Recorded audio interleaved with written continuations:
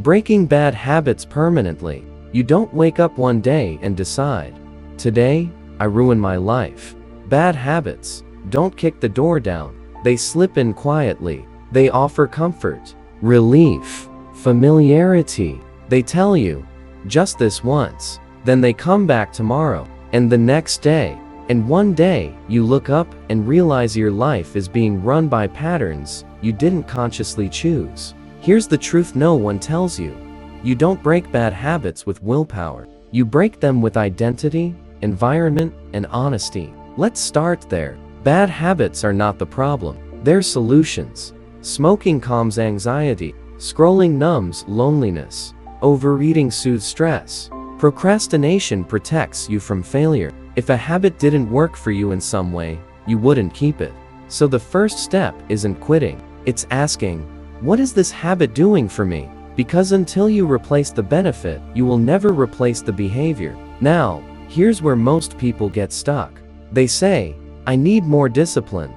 I just need to try harder. No, if discipline alone worked, you'd already be free. Permanent change doesn't come from fighting yourself. It comes from outgrowing the habit. And that starts with identity. Every habit votes for the type of person you believe you are. When you say, I'm trying to quit, your brain hears, I'm still the kind of person who does this. But when you say, I don't do that anymore, something shifts. You stop negotiating. You stop debating. You stop leaving the door cracked open. Because habits don't survive when they no longer match who you think you are. But identity alone isn't enough. Your environment is stronger than your motivation. If the trigger is always within reach, you're not weak, you're human. So make the bad habit inconvenient.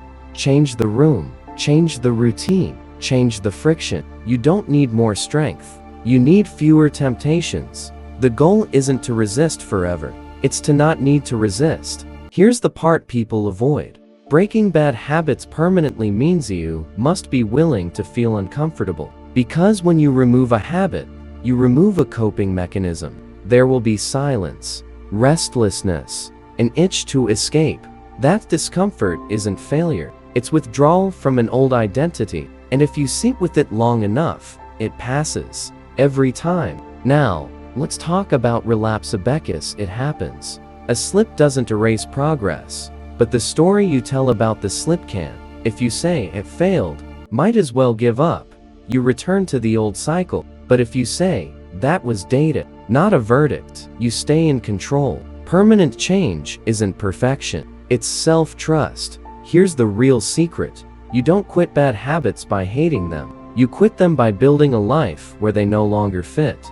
A life with purpose, with momentum, with something worth protecting. Because when your future becomes more attractive than your comfort, the habit loses its grip. So don't ask, how do I stop? Ask, who do I become instead? And then take one small, consistent action that version of you would take.